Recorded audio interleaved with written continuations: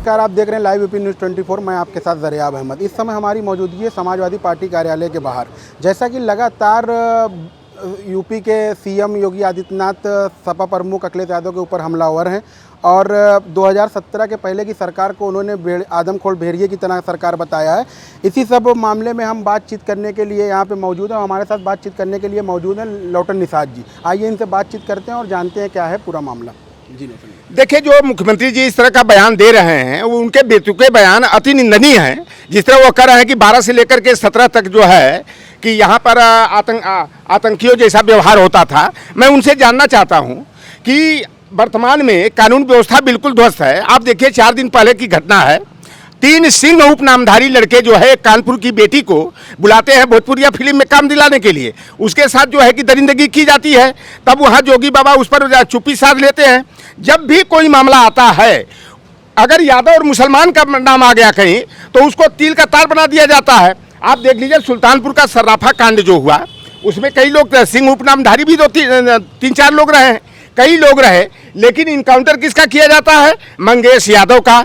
यह क्या चीज़ है कि जाति देख करके इनकाउंटर किया जाएगा? घनश्याम तिवारी की हत्या, घनश्याम तिवारी जो कि एक जाने माने डॉक्टर थे सुल्तानपुर के, उनकी हत्या कौन किया था? भारतीय जनता पार्टी के संबद्ध वर्तमान के युवा मोर्चा के जिलाध्यक्ष, पूर्व जिलाध्यक्ष, उनके परिवार के लोगों ने किया। तब वहां पर तो बुलडोजर नहीं चला।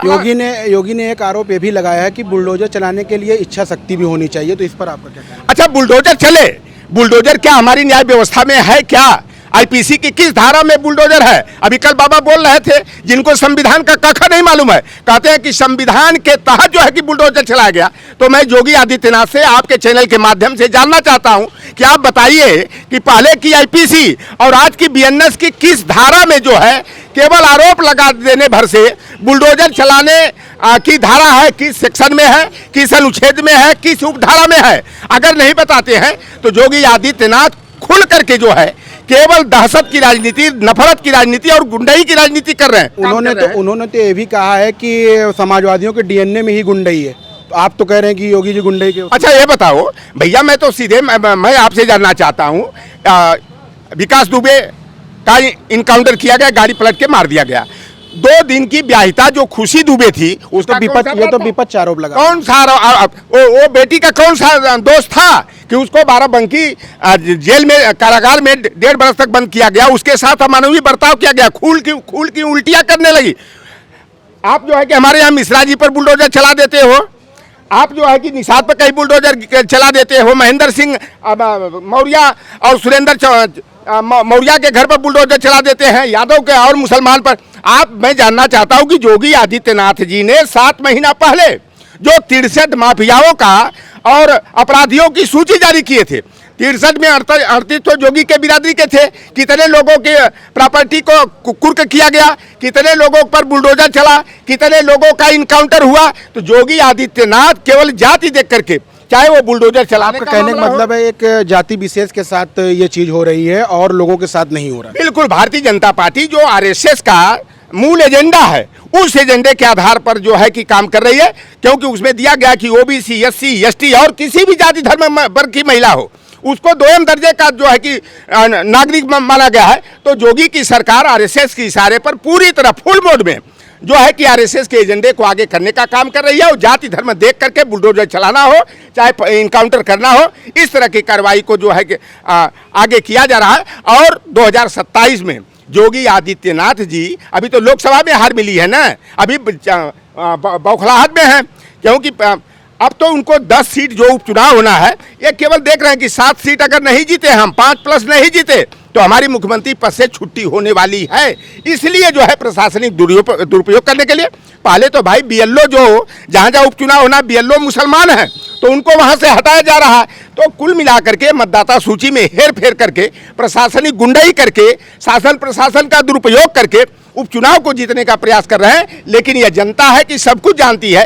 जोगी के कारनामों से छात्र हो, नौजवान हो, हमारी बहन बेटियां हो, किसान हो, सारे लोग जो है बेरोजगारी की मार से, कमर तोड़ महंगाई से जो है कि त्रस्त हैं। और उपचुनाव में भी उसी तरह जैसे 2024 के लोकसभा चुनाव में भारतीय जनता पार्टी का दावा फेल हुआ, उपचुनाव में भी इनके दावे फेल होंगे।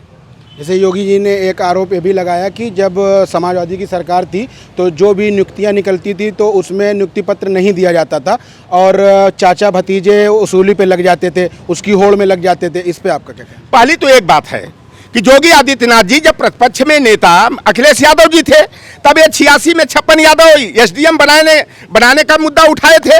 अभी 30 जुलाई को जिस दिन विधानसभा चल रही थी, इन्होंने 86 में 56 का मुद्दा उठाए। मैं योगी आदित्यनाथ को चैलेंज देता हूं, अगर आपके डीएनए में क्षत्रियत्व का गुण है, लौटन राम खुले मंच से आपसे डिबेट करने के लिए तैयार है।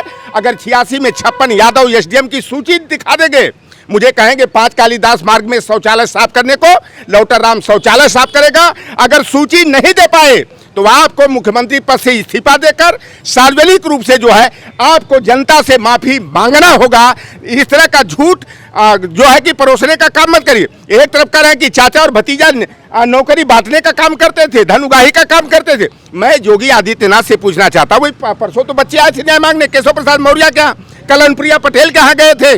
तो ये बच्चे जो जा रहे हैं वो प्रकाश राजभर के अभी न्याय मांगने के, तो 69,000 शिक्षक की जो भर्ती हुई और माननीय उच्च न्यायालय लखनऊ खंडपीठ ने कहा कि 18,988 पदों पर महा घोटाला हुआ है। तो पहली बात होती है कि 2013 में 19,000 शिक्षकों की भर्ती में घोटाला का आरोप चौटाला की सरकार पर लगा था। मेरा अंतिम सवाल ये है कि पक्ष कहीं ना कहीं विपक्ष को कमजोर करने के लिए ये सब सारी लगातार बयानबाजियां कर रहा है, क्या इस पे कितनी सच्चाई है?